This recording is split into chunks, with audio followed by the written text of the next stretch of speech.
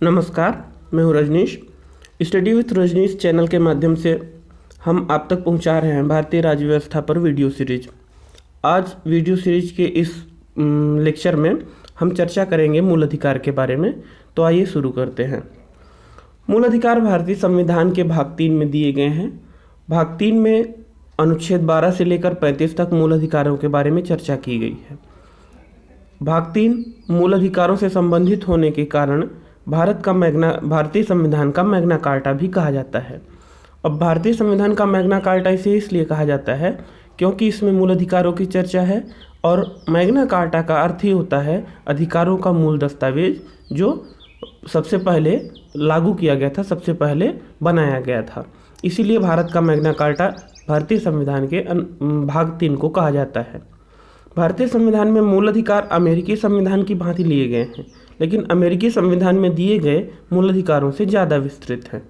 यद्यपि भारत में जो मूल अधिकार दिए गए हैं भारतीय संविधान के भाग 3 में अनुच्छेद 12 से लेकर 35 तक, उनमें अमेरिकी संविधान की भांति अमेरिकी संविधान का ही अनुसरण किया गया है, तथापि ये ज़्यादा विस्तृत हैं, ज़्यादा व्यापक क्षेत्र अपनाते हैं।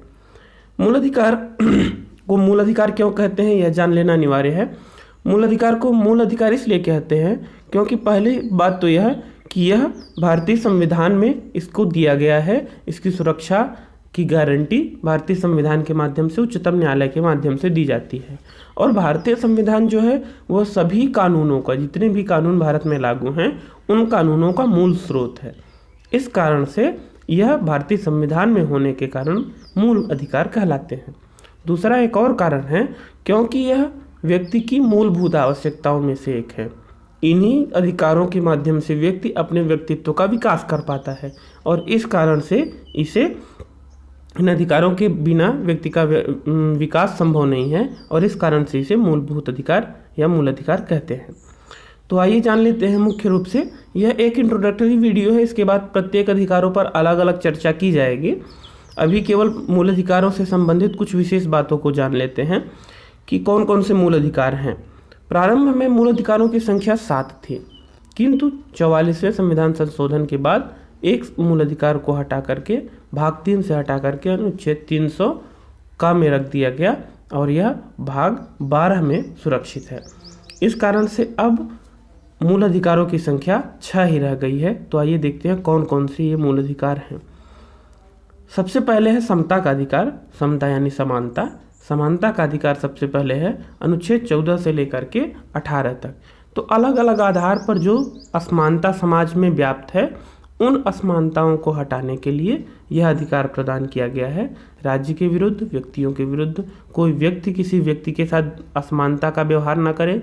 राज्य किसी दो व्यक्तियों के मध्य या बहुत सारे व्यक्तियों के मध्य असमानता न करे। तो इस असमानता को दूर करने के लिए समानता का अधिकार दिया गया है, जो अनुच्छेद 14 से लेकर के 18 के मध्य व्याप्त है। उसके बाद है स्वतंत्रता का अधिकार। स्वतंत्रता का अधिकार, कई तरह की स्वतंत्रताएं इसमें दी गई हैं। वाक एवं अभिव्यक्ति की स्वतंत्रता है, इसमें जीवन की स्वतंत्रता है, इसमें कानून के अतिशय कठोर दंड से जो स्वतंत्रता है।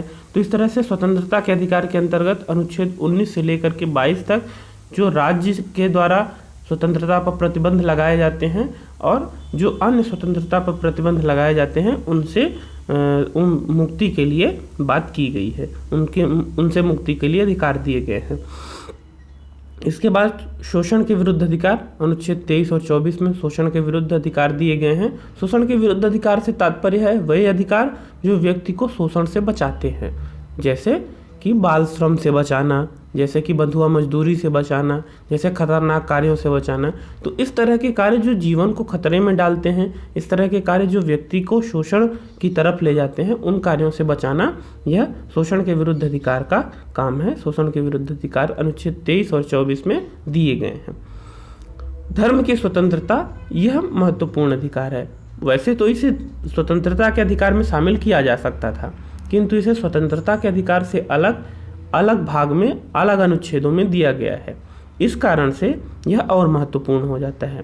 अनुच्छेद 25 से लेकर के 28 तक भारतीय संविधान इस बात का प्रावधान करता है कि धार्मिक रूप से व्यक्तियों को अलग अलग अधिकार प्राप्त हों और वह धार्मिक रूप से व्यक्ति अपने अधिकारों का उपयोग कर सके, अर्थात वह किसी भी धर्म को मानने के लिए स्वतंत्र हो, कोई भी आस्था रखने के लिए स्वतंत्र हो, किसी भी धर्म का प्रचार करने के लिए स्वतंत्र हो, किसी भी धर्म को चंदा देने या न देने के लिए स्वतंत्र हो। तो इस तरह की स्वतंत्रता धार्मिक स्वतंत्रता के अधिकार में दी गई है, जो अनुच्छेद 25 से 28 तक है। संस्कृति एवं शिक्षा संबंधी अधिकार। संस्कृति एवं शिक्षा संबंधी अधिकार भारतीय संविधान के सकारात्मक रूप से बहुत ही महत्वपूर्ण अधिकारों में आते हैं। क्यों? क्योंकि यह अल्पसंख्यकों को इस बात की गारंटी देते हैं कि उनकी संस्कृति और उनकी शिक्षा का प्रबंध किया जाए, उनकी संस्कृति की रक्षा की जाएगी और उनकी शिक्षा का प्रबंध किया जाएगा। तो इसके अंतर्गत जो राज्य के सकारात्मक रूप आपको देखने को मिलता है। सकारात्मक रूप कैसे? जो नकारात्मक अधिकार होते हैं वो राज्य पर कुछ प्रतिबंध लगाते हैं, और जो सकारात्मक अधिकार होते हैं वो राज्य को कुछ दायित्व देते हैं कि राज्य यह कार्य करेगा। संस्कृति और शिक्षा संबंधी अधिकार भाषाई आधार पर, धार्मिक आधार पर, नृजातीय आधार पर जो भी अल्पसंख्यक हैं उनको अपनी संस्कृति को बचाए रखने के लिए, अपनी शिक्षा के माध्यमों को बचाए रखने के लिए, अपनी भाषा को बचाए रखने के लिए महत्वपूर्ण अवसर प्रदान करती है। राज्य को यह बात करती है कि राज्य इन भाषाई अल्पसंख्यकों को, इनकी संस्थाओं को, इनकी स्कूलों कॉलेजों को जब अनुदान प्रदान करेगी तो उस अनुदान में किसी प्रकार का भेदभाव नहीं करेगी। तो इस तरह से संस्कृति एवं शिक्षा संबंधी अधिकार अनुच्छेद 25 से लेकर 28 तक दिए गए, 29 से लेकर 30 तक दिए गए हैं। अब इसके बाद आता है संवैधानिक उपचारों का अधिकार। यह बहुत ही महत्वपूर्ण अधिकार है। संवैधानिक उपचारों का अधिकार अनुच्छेद 32 में दिया गया है। वास्तव में यह अधिकार अगर न हो तो बाकी के सारे अधिकार अपने आप में असुरक्षित महसूस करेंगे। संवैधानिक उपचारों का अधिकार यह प्रबंध करता है कि भारतीय संविधान के भाग 3 में दिए गए अधिकार न्यायालय में वाद योग्य, अर्थात अगर इनका पालन नहीं किया जाता तो व्यक्ति न्यायालय में इसकी मांग कर सकता है कि इसका पालन कराया जाए। तो राज्य इसका पालन कराने के लिए, मूल अधिकारों को प्रदान करने के लिए बाध्य है, और अगर कोई व्यक्ति या राज्य इसका उल्लंघन करता है तो उसे दंड की व्यवस्था की जाएगी। तो अनुच्छेद 32 संवैधानिक उपचारों का अधिकार बहुत ही महत्वपूर्ण अधिकार है।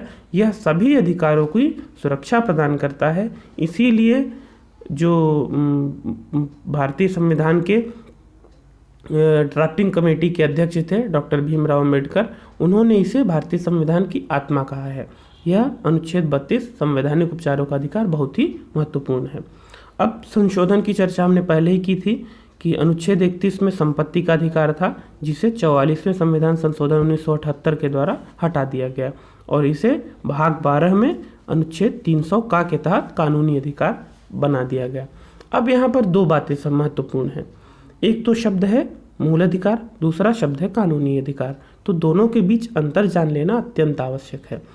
मूल अधिकार का मतलब होता है भाग 3 में दिए गए अधिकार, और कानूनी अधिकार का मतलब होता है इसके बाहर अन्य भागों में दिए गए अधिकार। अन्य भागों में भी अधिकार आपको दिए गए हैं, जैसे वोट डालने का अधिकार, वह मूल अधिकार नहीं है, वह कानूनी या राजनीतिक अधिकार है। इसके अलावा चुनाव लड़ने का अधिकार, इसके अलावा अन्य जितने भी अधिकार दिए गए हैं जो भाग 3 में नहीं दिए गए हैं वो मूल अधिकार नहीं कहलाते। अब दोनों में अंतर क्या है? दोनों में अंतर यह है कि जो मूल अधिकार है वह न्यायालय द्वारा प्रवर्तनीय है, न्यायालय उनको लागू करता है, जो उसका उल्लंघन करे उसे दंड प्रदान करता है। पहली बात, कानूनी अधिकारों में यह व्यवस्था नहीं है, न्यायालय उसे लागू करता है अगर उसका औचित्य हो, किंतु अगर संसद या कोई अन्य संस्था जो इसके लिए प्राधिकारी संस्था है वह चाहे तो कानूनी अधिकारों को स्थगित कर सकती है। यद्यपि मूल अधिकारों को भी स्थगित किया जा सकता है, किंतु बहुत ही कठिन परिस्थितियों में, आपातकाल की स्थिति के दौरान, और कुछ मूल अधिकार तो आपातकाल के दौरान भी स्थगित नहीं होते। तो यही अंतर एक समझ लेना चाहिए कानूनी अधिकार और मूल अधिकार के मध्य, कि कानूनी अधिकार संसद या की इच्छा पर निर्भर करते हैं, जबकि मूल अधिकार संसद की इच्छा पर नहीं, संविधान की इच्छा पर निर्भर करते हैं। इन्हें कुछ ही समय के लिए निलंबित किया जा सकता है, और अनुच्छेद 20 और 22 को तो 21 और 22 को तो कभी भी निलंबित नहीं किया जा सकता। क्यों? क्योंकि यह आपातकाल के दौरान भी लागू रहते हैं। अब एक अन्य बात है जो मूल अधिकार और कानूनी अधिकार के मध्य अंतर है, वह यह है कि मूल अधिकारों में संशोधन किया जाना बहुत ही कठिन कार्य है। अगर संशोधन किया जाता है तो इसके मूल भावना को प्रभावित नहीं किया जाना चाहिए, जबकि कानूनी अधिकारों में संशोधन किया जा सकता है, आसानी से किया जा सकता है। तो यह दोनों अंतर मूल अधिकार और कानूनी अधिकारों के मध्य यहाँ पर दिया गया है। यह समझने की बात है कि क्यों संपत्ति के अधिकार को मूल अधिकार से कानूनी अधिकार में बदल दिया गया। उसका प्रमुख कारण यह है क्योंकि जब कुछ विकास कार्यों के लिए, कुछ निर्माण कार्यों के लिए किसी संपत्ति का, निजी संपत्ति का अधिग्रहण होता था तो संपत्ति का अधिकार उस कार्य में बाधक बनता था, और इस कारण से संपत्ति के अधिकार को मूल अधिकार से हटा करके कानूनी अधिकार में डाल दिया गया है, हटा दिया गया है। अब आगे चलते हैं। मूल अधिकारों के विषय में कुछ विशेषताएं यहाँ पर दी हुई हैं।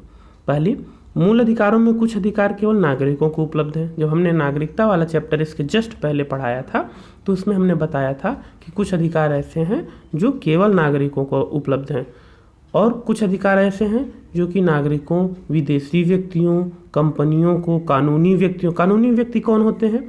वास्तव में व्यक्ति का मतलब होता है एक मनुष्य, जबकि कानूनी व्यक्ति का मतलब होता है ऐसा व्यक्ति, ऐसी कोई संस्था जो व्यक्ति की तरह जिसे अधिकार प्राप्त हो। जैसे आपने कभी न्यूज़ में सुना होगा कि किसी नदी को व्यक्ति का दर्जा दे दिया गया है, अर्थात अगर किसी नदी में प्रदूषण करेंगे, नदी के विरुद्ध अपराध करेंगे तो वह उसी तरह मान्य होगा जैसे किसी व्यक्ति के विरुद्ध। इसी तरह कंपनियां भी होती हैं, इसी तरह कुछ संस्थाएं भी होती हैं। तो इन कंपनियों को, संस्थाओं को जिन्हें विधिक व्यक्ति यानी कानूनी व्यक्ति का दर्जा प्राप्त है, कुछ अधिकार ऐसे हैं कि उन कानूनी व्यक्तियों को भी मिले हुए हैं। अब यहाँ दो कैटेगरी आप समझिए। पहली कैटेगरी ऐसे का अधिकार जो केवल भारतीय नागरिकों को प्राप्त है, जैसे लोक नियोजन में अनुच्छेद 16 जो है, लोक नियोजन में समता, अर्थात सरकारी नौकरी केवल भारतीय नागरिकों को मिलेगी। यह केवल भारतीय नागरिकों को अधिकार प्राप्त है, इसमें कोई भेदभाव नहीं किया जाएगा भारतीय नागरिकों के मध्य।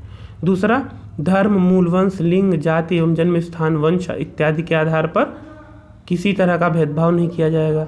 तो यह भी केवल नागरिकों को प्राप्त है और अन्य व्यक्तियों, विदेशियों इत्यादि को नहीं प्राप्त है। तो यह ध्यान रखने की बात है कि कुछ अधिकार केवल नागरिकों को प्राप्त है, जो मैंने नागरिकता के चैप्टर में आपको बताया है, यहाँ मैं उसे रिपीट नहीं करूँगा, और कुछ अधिकार नागरिकों और विदेशियों दोनों को प्राप्त है। यहाँ तक कि कानूनी व्यक्तियों अर्थात परिषद, कंपनियों आदि के लिए भी उपलब्ध है।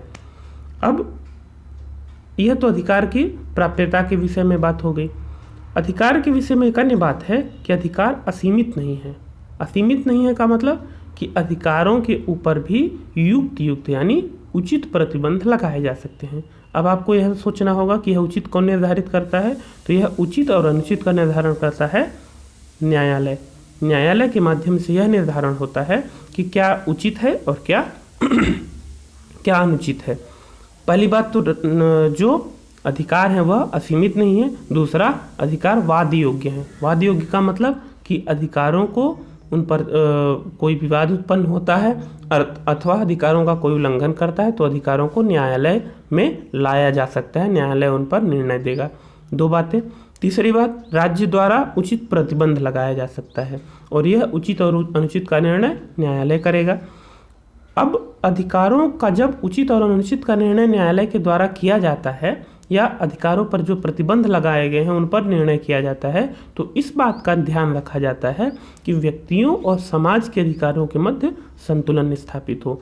व्यक्तियों के अधिकार कभी कभी समाज के अधिकार में बाधक बन जाते हैं और कभी कभी समाज के अधिकार व्यक्तियों के अधिकार में बाधक बन जाते हैं। जैसे अगर व्यक्ति को स्वतंत्रता है कि वह कोई कार्य कर सके, किंतु उसे इस बात की स्वतंत्रता नहीं है कि वह स्वयं को समाप्त कर सके अर्थात आत्महत्या कर सके, तो इस तरह की कुछ ऐसी बातें हैं, बहुत सारे ऐसे नियम हैं जो कि व्यक्ति के अधिकार समाज के अधिकार को बाधक पहुंचाते हैं। आपको इस बात की स्वतंत्रता है कि आप, जब हमने स्वतंत्रता चैप्टर पढ़ाया था तो उसमें हमने चर्चा की थी कि आपकी छड़ी घुमाने की स्वतंत्रता वहाँ पर बाधित होगी, वहाँ प्रतिबंधित की जाएगी जहाँ से किसी दूसरे व्यक्ति की नाक शुरू होती है। अर्थात आप छड़ी घुमाने की स्वतंत्रता तो रखते हैं किंतु उस छड़ी से किसी का सिर फोड़ देने, नाक तोड़ देने की स्वतंत्रता नहीं रखते। तो व्यक्ति के अधिकार और समाज के अधिकार के मध्य संतुलन स्थापित करना यह न्यायालय का कार्य है, यह प्रतिबंध लगाने वाली संस्थाओं का कार्य है। अब कुछ ऐसे अधिकार हैं जो नकारात्मक विशेषताओं वाले हैं, जैसे जो राज्य के अधिकारों को प्रतिबंधित करते हैं, अर्थात राज्य किस तरह से व्यक्ति के अधिकारों को प्रतिबंधित नहीं करेगा, व्यक्ति के अधिकारों पर रोक नहीं लगाएगा, इस तरह की बात जिन अधिकारों में की गई है वह नकारात्मक प्रवृत्ति वाले अधिकार हैं। और कुछ सकारात्मक प्रवृत्ति वाले अधिकार हैं जिसमें विकास को बढ़ावा देने वाले बातें की गई हैं, जैसे संस्कृति एवं शिक्षा संबंधी जो अधिकार हैं मैंने बताया ही। और जो नकारात्मक है वो कौन से हैं, जैसे स्वतंत्रता पर जो प्रतिबंध हैं इत्यादि। तो इस तरह से नकारात्मक और सकारात्मक, नकारात्मक का उदाहरण आप स्वतंत्रता के अधिकार को ले सकते हैं, सकारात्मक का उदाहरण आप संस्कृति एवं शिक्षा संबंधी अधिकार को ले सकते हैं। तो यह और भी हैं, यह उदाहरण के रूप में हम आपको समझा रहे हैं।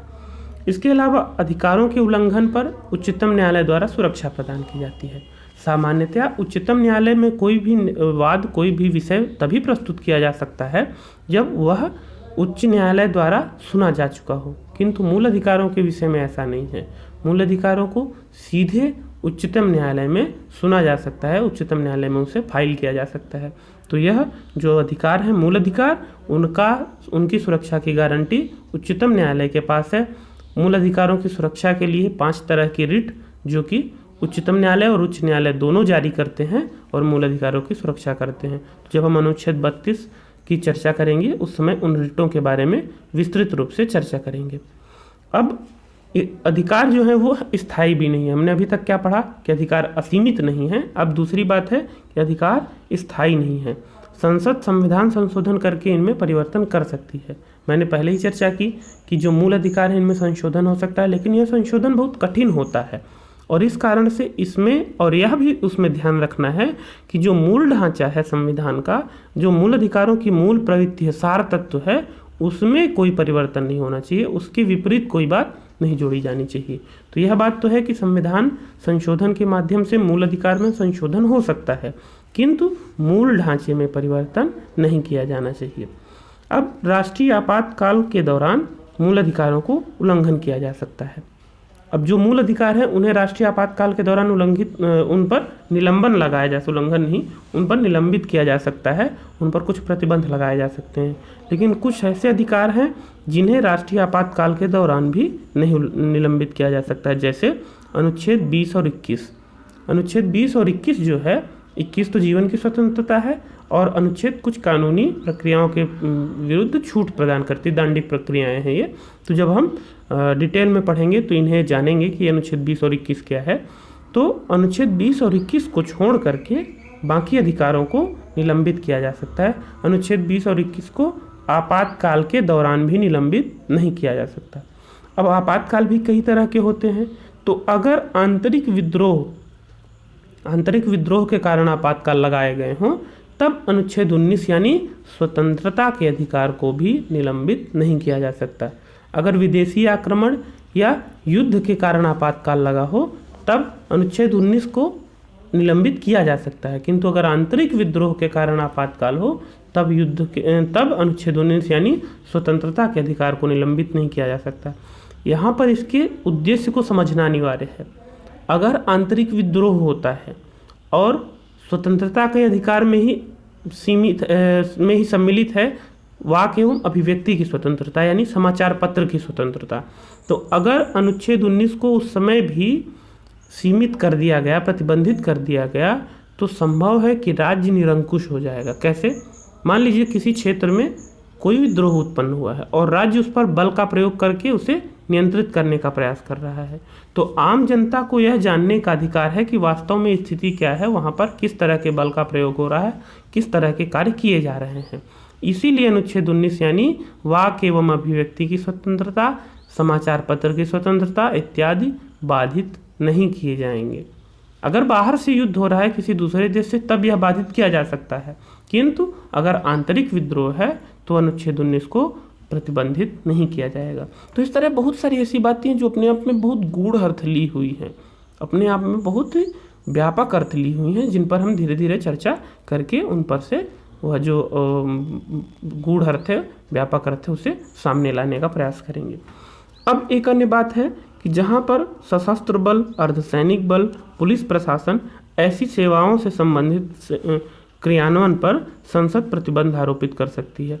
तो अगर जैसे सशस्त्र बल हैं, अर्धसैनिक बल हैं, अथवा पुलिस प्रशासन है, तो इनके मूल अधिकार या इस तरह की सेवाओं पर जो मूल अधिकार लागू होते हैं उन पर कुछ संसद प्रतिबंध लगा सकती है।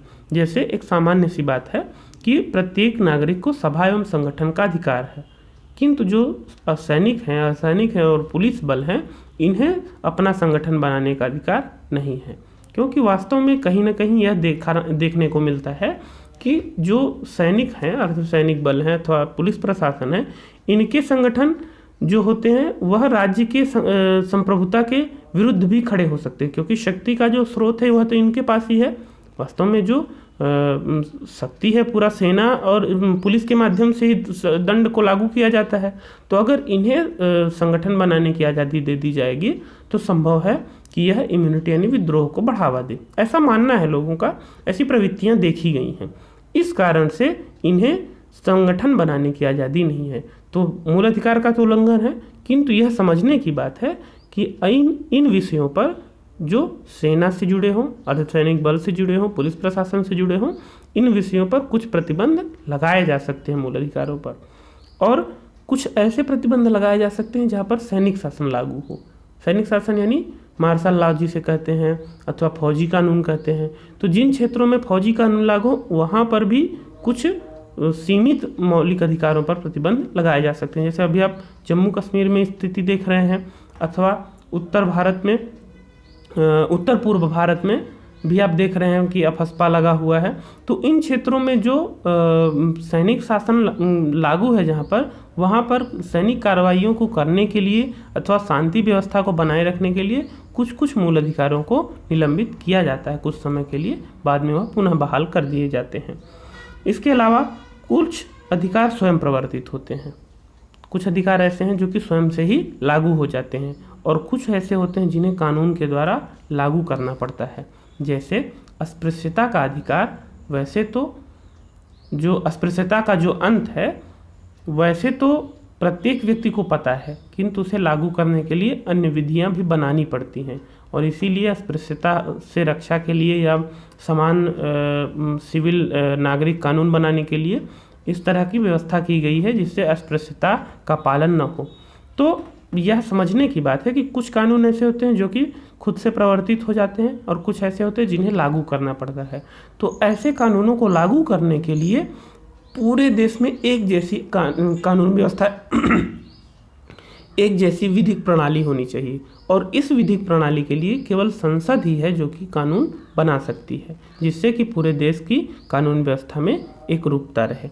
अब चर्चा कर लेते हैं अनुच्छेद 12-13 जो कि महत्वपूर्ण है और जिनमें कि मूल अधिकारों की पूर्व पीठिका एक तरह से है, अर्थात मूल अधिकार लागू करने के पहले जो आवश्यक तत्व हैं वह इसमें आते हैं। तो अनुच्छेद 12 में दी गई है राज्य की परिभाषा। राज्य की परिभाषा, कई जगह राज्य शब्द आएगा कि राज्य यह करे, राज्य वह करे, राज्य ऐसा प्रतिबंध लगाए, राज्य यह व्यवस्था करे। तो उस राज्य से हमें क्या मालूम है, मतलब उस राज्य से हमारा क्या तात्पर्य है, यह अनुच्छेद 12 में बताया गया है। यहाँ पर राज्य के अंतर्गत शामिल है कार्यकारी एवं विधायी अंगों की संघीय सरकार। अब यहाँ पर ये विधायी लिखा है, विधायी से समझिएगा, विधायी यानी विधि बनाने वाली। सरकार की कार्यकारी संस्थाएं और विधायी संस्थाएं यानी मंत्रिमंडल और संसद दोनों। कार्यकारी संस्थाएं जितनी भी कार्यपालिका के अंतर्गत आती है, विधायी यानी जितनी विधायिका के अंतर्गत आती है। इसमें भारत की संसद और कार्यान्वित करने वाली सरकार दोनों शामिल हैं। ठीक, अब इसमें यह समझने की बात है कि राज्यों की विधानमंडल और केंद्र का विधानमंडल, राज्यों की कार्यपालिका, केंद्र की कार्यपालिका, इस तरह की जितनी भी संस्थाएं हैं वह इसमें सम्मिलित हैं, अर्थात इन सबको राज्य की तरह राज्य का दर्जा दिया जाएगा। और विधानमंडल सभी स्थानीय निकाय, नगर पालिकाएँ, पंचायत, जिला बोर्ड सुधार न्यास, तो इस तरह की जो संस्थाएं हैं जैसे पंचायत है, नगर पालिका है, जिला बोर्ड सुधार न्यास है, छावनी परिषद है, इत्यादि सब किसके अंतर्गत आएंगे, राज्य के अंतर्गत आएंगे। और सभी अन्य सभी निकाय अर्थात वैधानिक या गैर वैधानिक प्राधिकरण जैसे LIC, ONGC, सेल, जितने भी सरकारी निकाय हैं जैसे कि ONGC है, सेल है, भेल है और LIC है, तो इस तरह के संस्थाओं को भी राज्य के अंतर्गत माना जाएगा। अब उच्चतम न्यायालय ने एक निर्णय देकर के राज्य की परिभाषा को और बढ़ा दिया, जिसमें कि ऐसी कोई संस्था जो राज्य के लिए कार्य कर रही हो, NGO हो या प्राइवेट हो लेकिन राज्य के लिए कार्य कर रही हो, उन सभी संस्थाओं को राज्य की परिभाषा के अंतर्गत लाया जाएगा।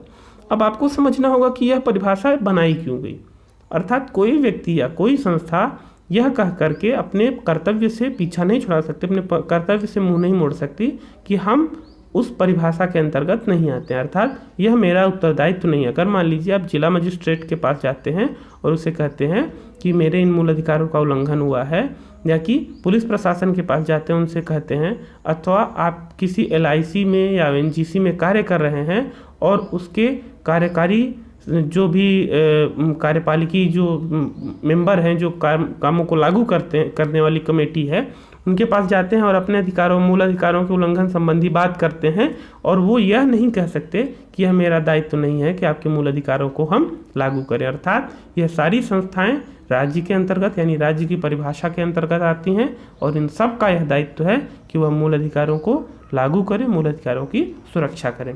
अनुच्छेद 12 के आधार पर ही जितने भी अधिनियम बनाए गए हैं उनमें जहाँ जहाँ भी राज्य की परिभाषा दी गई है उन सब में अनुच्छेद 12 के अनुसार ही राज्य को परिभाषित किया गया है। जैसे जो सिविल अधिकार संरक्षण अधिनियम है, जो अस्पृश्यता के खिलाफ है, अनुसूचित जाति जनजाति के संरक्षण के लिए जो अधिनियम है, इन सब में जहाँ भी राज्य शब्द का इस्तेमाल हुआ है तो वह अनुच्छेद 12 के अनुसार ही राज्य का प्रयोग किया गया है। इसके बाद अनुच्छेद 13 जो है वह मूल अधिकारों से असंगत विधियों के बारे में, अर्थात अगर कोई ऐसा कानून, चाहे वो सीधे विधायिका के द्वारा बनाया जाए या फिर उसे लागू करने, किसी कानून को लागू करने के दौरान उपविधि के रूप में बनाया जाए यानी डेलीगेटेड लेजिस्लेशन के माध्यम से बनाया जाए, तो ऐसे कोई कानून जो मूल अधिकार से असंगत होंगे उन्हें मूल अधिकारों से असंगत होने वाली विधियों को अवैध घोषित किया जाएगा। तो इसमें क्या क्या बातें हैं? पहली बात तो ये कि ऐसा कोई कानून जो मूल अधिकारों को कम करने वाला हो, मूल अधिकारों को कम करने वाला हो अथवा मूल अधिकारों के विपरीत हो, उन कानूनों को अवैध घोषित किया जाएगा, न्यायालय द्वारा अवैध घोषित माना जाएगा। यह अनुच्छेद 13 में दिया गया है।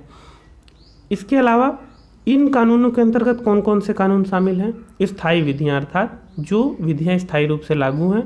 संसद अथवा राज्य विधानमंडल द्वारा पारित अस्थायी विधियां, अगर संसद और राज्य विधानमंडल कोई अस्थायी विधि लागू करती है कुछ समय के लिए, अस्थायी समय के लिए, तो यह उसके लिए भी रहेगा कि कानून जो भी मूल अधिकार को कम करेंगे या मूल अधिकारों पर प्रतिबंध लगाएंगे उन्हें अवैध घोषित किया जाएगा।